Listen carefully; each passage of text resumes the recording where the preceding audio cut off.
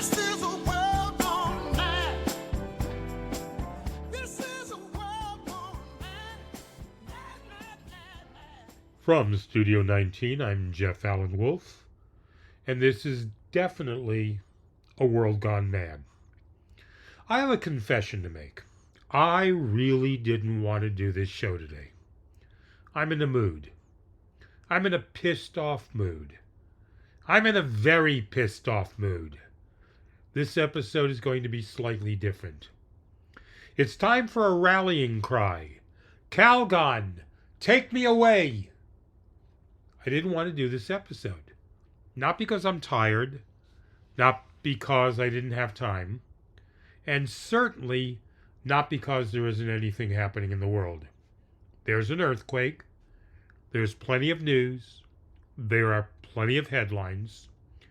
I just looked at everything else happening in this country and thought, damn it, haven't we done this episode already? And the answer is yes. We've done it Monday. We've done it Wednesday. We've done it Friday. We've apparently renewed it for another season. And nobody even bothered asking whether America was still watching. Because it's the same crap happening. The same people abusing power. The same people defending the people abusing power. The same members of Congress pretending that whatever happened 5 minutes ago never happened. The same outrage machine looking for another person to investigate, another enemy to punish, another institution to attack, another constitutional principle to suddenly reinterpret. Because today it happens to be inconvenient. And I'm disgusted by it. I'm not disappointed anymore. Disappointment requires some lingering expectation that people are eventually going to behave better. I'm way past that. I'm pissed off. I'm pissed off watching people entrusted with enormous power treat the government of the United States like some gigantic personal grievance department. We have senators, members of Congress, cabinet officials, people occupying some of the most important positions in the country. And increasingly, I look at some of them and wonder whether they actually understand what those jobs are supposed to be. Because governing apparently isn't enough anymore. Now, everybody needs an enemy. Everybody needs revenge. Everybody needs an investigation. Everybody needs somebody hauled before a committee so they can create a television clip, point a finger, raise their voice, and demonstrate to the people watching at home that they are very angry about something. And if you've forgotten what they were angry about last week, don't worry. Apparently, so have they. Which brings me to Dr. Anthony Fauci. Yes, Dr. Fauci. Again. The man is 85 years old. COVID began more than 6 years ago.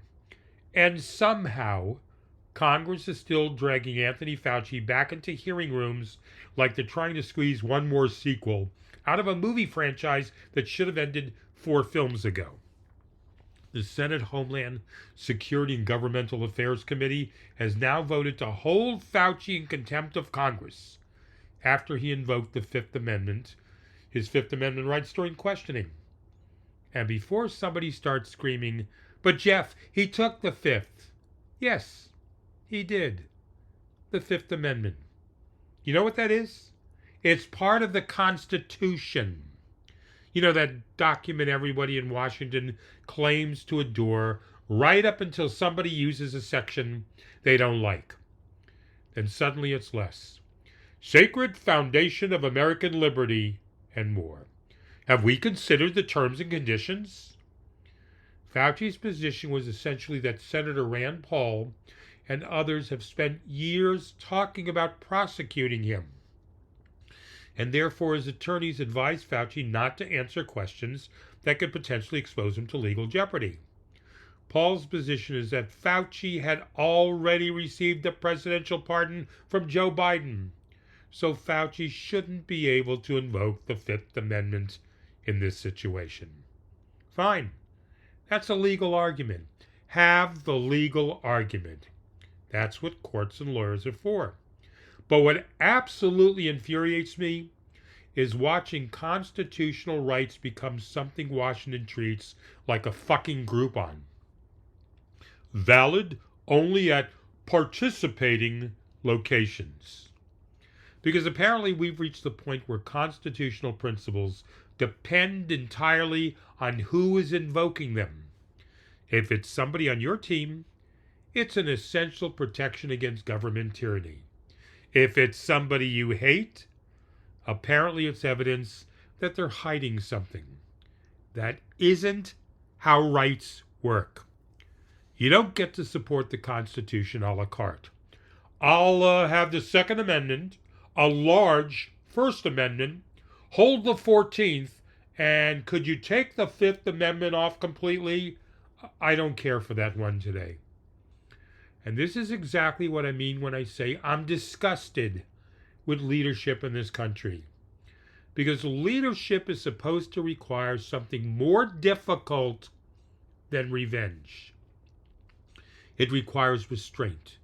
It requires consistency. It requires occasionally defending a principle even when the person benefiting from that principle is somebody you cannot stand. That's the test. Anybody can defend constitutional rights when those rights protect their friends. The Constitution becomes important when it protects somebody else you despise. Otherwise, it isn't a principle. It's a membership benefit. What bothers me most isn't even one committee vote. It's what this represents. We've turned governing into retaliation. We've turned congressional oversight into entertainment. We have turned investigations into political branding exercises. And then everybody wonders why Americans have so little faith in their institutions. Seriously? It's a mystery? Congress has spent years demonstrating that practically every rule, every norm, and every principle can become negotiable the moment political advantage enters the room. Then they conduct another poll and discover Americans don't trust them. Sherlock Holmes isn't necessary here. And I'm tired of pretending this is normal. I'm tired of politicians telling us the republic will collapse unless their particular enemy is investigated by Thursday afternoon. And I'm especially tired of people who have extraordinary power behaving as though they're the victims of everybody else. You're United States senators. You're members of Congress. You have staffs, committees, subpoena power, television cameras, federal buildings, and more access to power than 99.999% of the people listening to me will ever have. Stop fucking whining and govern. Fix something. Make healthcare cheaper. Make housing affordable.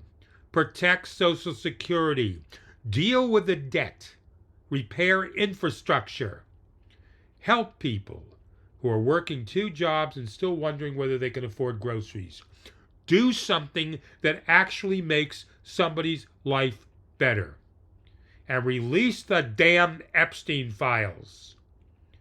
Because while Washington conducts another revenge hearing, there are Americans sitting at kitchen tables trying to figure out which bill they're not paying this month. They don't have congressional committees. They don't have television cameras. Nobody holds a hearing because their electric bill went up. Nobody issues a subpoena because their insurance company denied a claim. Nobody calls the Justice Department because their rent increased another $300. They just deal with it. And maybe that's why I'm so angry. Because ordinary Americans are constantly told to be responsible. Follow the rules, pay your taxes, obey the law, respect institutions, accept election results. Honor contracts. Meet your obligations. Be frigging adults. Meanwhile, some of the most powerful people in America seem to wake up every morning asking one question: who can I fuck with today? That isn't leadership. And I don't care whether there's an R after your name or a D after your name. If your primary reason for seeking power is figuring out how to use it against somebody else, you shouldn't have the power in the first place. Maybe tomorrow I'll wake up and feel less disgusted. Maybe Congress will suddenly discover governing. Maybe everyone will put down the flamethrowers, stop performing for social media, and remember that they're supposed to be running a country of more than 340 million human beings. And maybe my golden retriever will learn how to prepare my taxes. At the moment, I'm putting roughly equal odds on all four things happening: slim and none. But today, I'm disgusted. I'm angry. And frankly, I think more Americans should be. Not because we all have to agree. We never will. But because we ought to expect something better from the people we hand this much power to. That shouldn't be Republican. That shouldn't be Democratic. That shouldn't be left or right. That should be the absolute minimum requirement for governing the United States of America. And somehow, even that bar now appears to be too fucking high.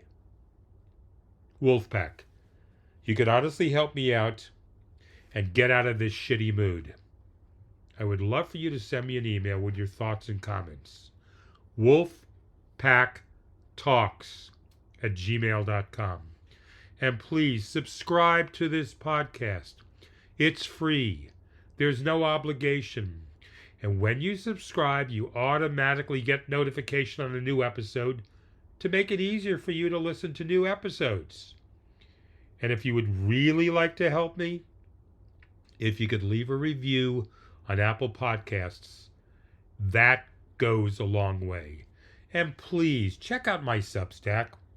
It's also free. Go to Substack if you don't have the app.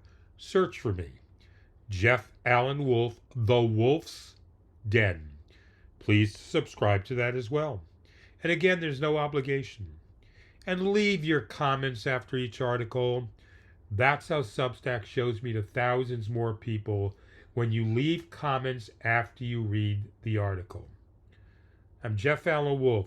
This is definitely a world gone mad. I'll be back Wednesday. Till then, I urge you, the Wolfpack, remain skeptical, question everything. Please, don't lose hope. And most of all, stay alert.